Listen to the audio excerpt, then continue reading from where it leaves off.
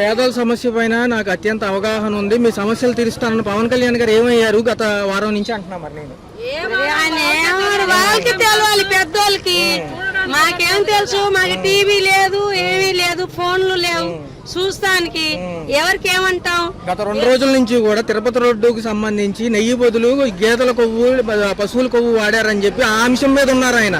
ఇవాళ నుంచి కూడా గుళ్ళో దీక్ష తీసుకుని 11 రోజుల పాటు దీక్షలోనే ఉండి తిరుపతి వెళ్ళి వస్తామంటున్నారు. మరి ఈ 11 రోజుల పరిస్థితి కోసం చూస్తారు జనాలు. చూడపోతే జనాలు పోతే మరి లడ్డూలు పట్టుకొని కూర్చుంటారా? పవన్ కళ్యాణ్ లడ్డూ కోసం చూస్తే అసలు ఉండే మొత్తం రోడ్డు మీద బతుకుతుందా? ఆయన వస్తే నేను బాగా చూస్తా, బాగా చేస్తా జనాల్ని అన్నారు. మరి అంతా వదిలి ఆయనకి చూసాం. మరి ఈ రోజు లడ్డూలు కాడ కూర్చుంటే జనాలు ఏమైపోతారు? మరి ఇప్పుడు ఏదైతే ఈ అంశం ఉందో ఈ అంశాన్ని పెద్ద చేస్తున్నారు. దొరికిపోయింది వాళ్ళకి, గెలిచేశారు కదా, 2 చేతుల లడ్డు దొరికింది. ఇంకోసారి ఎలక్షన్ వస్తే ఏమి సార్ ఎవరికి మేము అస్సలు నాకు ఓటు వద్దు, ఏమొద్దు. మరి ఇప్పుడు ఎలా అడుక్కొని తిన్నా అలా తినేస్తాం. మీరు ఇంత కష్టాల్లో ఉంటే ఆ లడ్డు విషయం పైన ఎందుకు అంత చేస్తారండి సార్? వాళ్ళ లడ్డు 2 చేతుల లడ్డు దొరికింది. ఇప్పుడు లడ్డే కావాలి వాళ్ళకి. ప్రజలు రోడ్ల మీద చచ్చిపోతున్నారు. తిండి లేకుండా, నీళ్ళు లేకుండా ఎగిరి ఎగిరి ఎగిరి ఎగిరి తీసుకుంటున్నారు. మరి పరిహారం ఎప్పుడు అందిస్తారని అంటున్నాను. మాకు ఇస్తే, మా సాయం చేస్తే మేము వ్యాపారం చేసుకుని ఉంటాం. లేకపోతే మా బతుకు ఇంతే. మాకు ఇప్పుడు దాకా రేషన్ దొరకలేదు, ఏమీ రాలేదు. అసలు ఊరెళ్ళి వచ్చే అంతా ఇల్లంతా మునిగిపోయింది. సరుకు మొత్తం నాశనం అయిపోయింది. తిండి లేకుండా, బట్టలు లేకుండా అలాగే ఉన్నాం. ఆ బట్టల మీదే తిరుగుతున్నాం. ఇప్పుడు దాకా రాషన్ కూడా దొరకలేదు.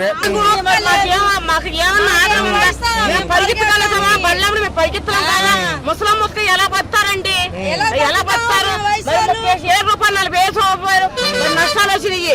మాకు బళ్ళకు వచ్చి ఎవరైనా రాసిన వాళ్ళు కానీ, మాకు సాయం చేసిన వాళ్ళు కానీ ఉండారా? మేము మొలకి వెళ్ళిపోగానే మేము రోడ్డు మీకు వచ్చాము. బేరాలు లేవు. ఏదో 5 రూపాయలు 6 రూపాయలు అమ్ముకుని వెళ్తున్నాము. ఇంట్లో అన్నానికి వస్తాయండి. చూసారా మీరు? లడ్డూ విషయం పైనే ఈయన తిరుగుతున్నారు తప్ప మిమ్మల్ని పట్టించుకునే అవకాశం లేదంటున్నారు. లడ్డూకు సంబంధం ఏముందండి? మాకు బాధ్యతలు కూడా తీసుకుంటే మేము కూడా ఏదైనా చూస్తాం. మరి ఎవరు కూడా ఓట్లు వేయాలంటున్నారు. ఆ పరిస్థితి ఏంటి? మరి చూసుకున్నట్లయితే మొన్న 20వ తారీఖు వరకు కూడా ఇస్తామని చెప్పారు. తిరుపతి వైపు మళ్ళింది ఇప్పుడు ఉన్న ప్రజానాయకుల చూపంతా. మరి మీ పరిస్థితి ఏంటి? బండి ఆగితే పడిపోతారు కుర్రాళ్ళు అందరూ. మా సైజు వాళ్ళు మేము ఎలా పరిగెత్తాము? ఎవరైనా వచ్చి తొక్కేస్తారు, పైకి ఎగుతాము మేము. మాకు ఏదైనా సాయం చేయాలి. మా బండికి మా బతుకులు లేవు రోడ్ల మీద. ఏం వ్యాపారాలు అంటున్నా, ఏం తిని బతుకం మేము. మరి ఇప్పుడు చూసుకుంటే హిందూ రక్ష ధర్మం కోసం శిక్ష ఆయన ఏమంటున్నారంటే, నేను దీక్ష చేపడుతున్నాను, 11 రోజుల వరకు ఎవరితోనూ మాట్లాడిన అంటున్నారు. మీరు చూశారు కదా గత 2 రోజులుగా ఏం జరుగుతుందో.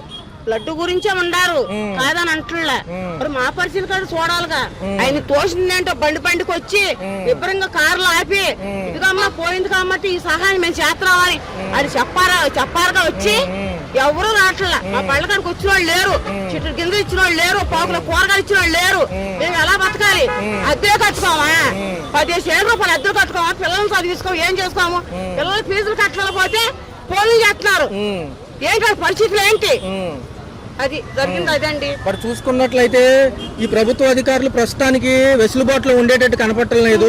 మరి ఈ యొక్క అంశాన్ని పక్కకు తోసేసినట్టే అంటారు, వరదల అంశాన్ని. మా బళ్ళకు వచ్చి ఏమైనా సాయం చేసి, వాళ్ళ కడుపులో దయ ఉండి మా బళ్ళకు వచ్చి సాయం చేసి మాకు బళ్ళు ఇచ్చినా పర్వాలేదు.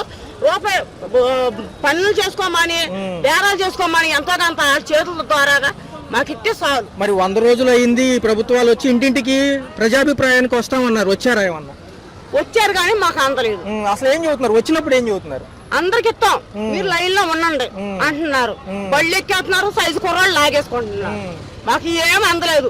చిట్టుడు గింజలు అందలేదు, కారం అందలే, ఉప్పు అందలే, ఏమి అందలే. ఒక్కొక్కరు 6 నెలలు 7 నెలలు తినే సరుకు ఇళ్లలో పెట్టి దాచుకున్నారు.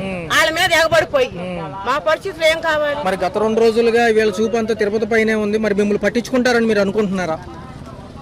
అనుకుంటున్నాం, ఇప్పటికీ అనుకుంటున్నాం. ఎవరూ రావట్లే. మాకు దయచేసి వాళ్ళు లేరు, అది మేము చెప్పేది. ఆఫీసర్లు ఉంటారు కదా, వాళ్ళు ప్రతిరోజు టచింగ్ చేయాలి. ఇదే విషయం పైన పవన్ కళ్యాణ్ గారు ఈ రోజు నుంచి కూడా సనాతన ధర్మాన్ని కాపాడడానికి దీక్షకు వెళ్ళబోతున్నారు. ఆ దీక్ష ఏంటి అంటే కనుక గుంటూరు వెంకటేశ్వర స్వామి ఆలయంలో 11 రోజులు చేసి పెద్ద తిరుపతి వెళ్ళొస్తారంట. దాని గురించి ఏమంటున్నారు అంటే ఈ ప్రతిపక్షాలు ఎవరైతే ఉన్నారో వాళ్ళు వదలను అంటున్నారు, ఎలా చూడాలి?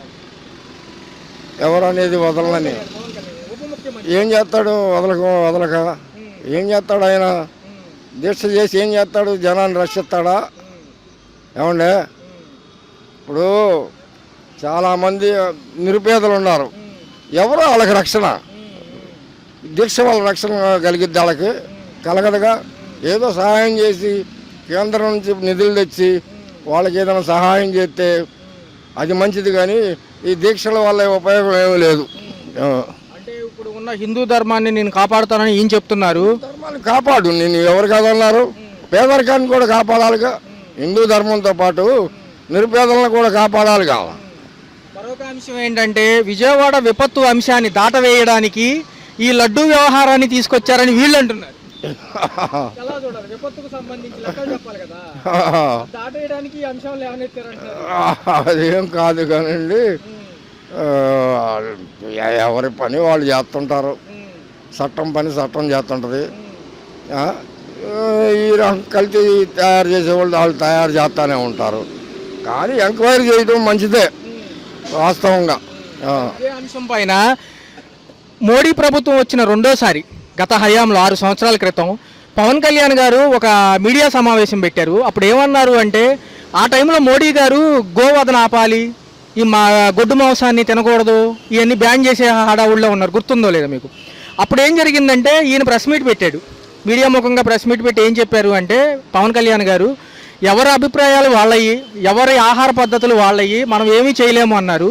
రెండోది మా నాన్నగారు మాకు చెప్పింది ఏంటంటే వివేకానంద్ ఎవరైతే ఉన్నాడో వివేకానంద గారు ఆయన చెప్పినట్టుగా ఆహారం లేని సమయంలో ఇది తిరిగి బతికిన వాళ్ళు చాలామంది ఉన్నారు గొడ్డు మాంసాన్ని తిని, అది పెద్ద సమస్య కాదు, తినొచ్చు అని చెప్పారు. ఇప్పుడేమో సనాతన ధర్మాన్ని కాపాడ్డాను అంటున్నాడు. సనాతన ధర్మాన్ని కాపాడుతానంటూ జంతువధ చేయం, జంతు మాంసం తినం అంటున్నాడు. అది ఎక్కడ ధర్మం, ఎక్కడ ఇది? ఎప్పటికప్పుడు మాట్లాడి తప్పించుకుంటామే తప్ప అది వాస్తవం కాదు. ఇప్పుడు మన సనాతన ధర్మం ప్రకారంగా జీవహింస చేయకూడదు. గోవు మనకు పవిత్రమైంది, ఎంతో పవిత్రమైంది గోవు. అలాంటి గోవు చంపేస్తున్నారంటే ఇంకా సనాతన ధర్మం ఇంకెక్కడ ఉంది, ఎక్కడ కాపాడతారు? ఇప్పుడు పవన్ కళ్యాణ్ గారు ఆ రోజు అన్న మాటల్ని ఇప్పుడు ప్రతిపక్షాల వాళ్ళు ఒక పక్క మీడియా వాళ్ళు తీసుకున్నారు. ఇప్పుడు దీక్ష చేయడం ఎందుకండి, మీరే చెప్పారు కదా తినొచ్చని వీళ్ళు అంటున్నారు, ఎలా చూడాలి? తప్పండి, చాలా తప్పు. అది తినమని అంటాం చాలా ప్రభుత్వానికి తప్పు. చూసుకున్నట్లయితే ఈ అంశం పైన ఏకిపారేస్తున్నారు గత 2 రోజులుగా. మరి నష్టపరిహార బాధ్యతల పరిస్థితి ఏంటంటారు? తప్పండి, చాలా తప్పండి. గోవు మనకు పవిత్రమైంది, ఎంతో పవిత్రమైంది. అట్టి పవిత్రమైన దాన్ని చంపేసి తినమంటున్నాడంటే ఇంకా ఆహారాలు లేవా? పూర్వకాలంలో గోవధ చేసే బతికారా? శ్రీరాముడు, పాండవులు వీళ్ళందరూ అరణ్యవాసాలు చేసినప్పుడు గోవధలు చేశారా, పక్షివధలు చేశారా, జంతువధలు చేశారా? కందమూలాలు తిని వాళ్ళు జీవించలేదా? ఇప్పుడు వీళ్ళు ఏమంటున్నారంటే ఈ మాటలు చెప్పిన పవన్ కళ్యాణ్ అప్పుడు 6 సంవత్సరాల క్రితం, ఇప్పుడు సనాతన ధర్మాన్ని కాపాడడానికి వెళ్తున్నారు కదా, సమంజసమేనా? రెండు వీళ్ళే చెబుతారు. కాదండి, ఎట్ట అయింది? ఆ రోజు జంతువులను చంపేసి తినమన్నాడు. ఇవాళ సనాతన ధర్మం అంటే ఎట్ట? అది ఎప్పటికప్పుడు మాట్లాడి తప్పించుకునే విధానంగా ఉంది, కానీ అది కరెక్ట్ కాదు. బాబాయ్ గారు చూసుకున్నట్లయితే మీకున్న ఎక్స్పీరియన్స్లో గత ప్రభుత్వాల్లో నవరత్నాలు చూశారు, ఈ ప్రభుత్వాల్లో సూపర్ 6 తీసుకొచ్చారు. కొంత సమయం వీళ్ళు అడుగుతున్నారు, అమలవుతాయి అని నమ్మకం ఉందా? అమలు నమ్మకం ఉందండి, అమలు చేస్తారని. కానీ గత ప్రభుత్వంలో అనవసరమైనటువంటి పథకాలు పెట్టి ఆయన దెబ్బతిన్నాడు. ఆ పథకాలు లేకపోతే ఆయన మళ్ళీ గెలిచేవాడు. ఆ పథకాలు పెడతాం ఆయనకు పత్రం. చూసుకున్నట్లయితే రాబోయే 5 ఏళ్ళు ఎలా ఉండదు చెప్పలేం కదండి. ఇప్పుడు మనం వర్తమానాన్ని చెప్పగలం, ఇప్పుడు జరిగేదాన్ని చెప్పగలం, కానీ జరగబోయేదాన్ని చెప్పలేము. ఎలా చేస్తారనేది చెప్పలేం కదండి. అన్ని విధాలుగా ఎలా ఉండబోతుంది ప్రభుత్వాల యొక్క పాలన? ఇప్పుడు ఇంతవరకు పర్వాలా, మరి రాబోయే రోజులు ఎలా ఉంటుందో తెలియదు.